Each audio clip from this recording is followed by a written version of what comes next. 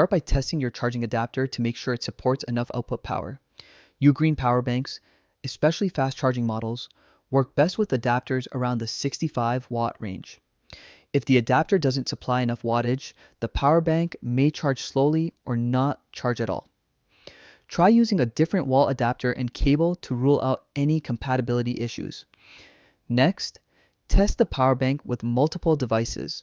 Charge your phone, tablet, or another gadget to see if the issue is with the power bank or simply the device you originally tried.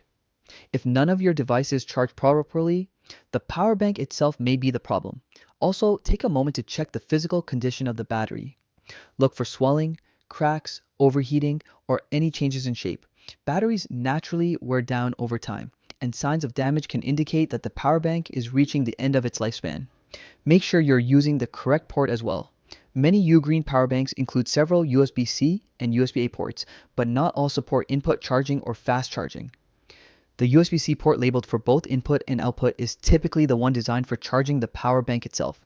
If the port you're using isn't responding, switch to another one to see if it helps. A loose cable or lint inside the port can also interrupt charging, so inspect and clean the connectors if needed.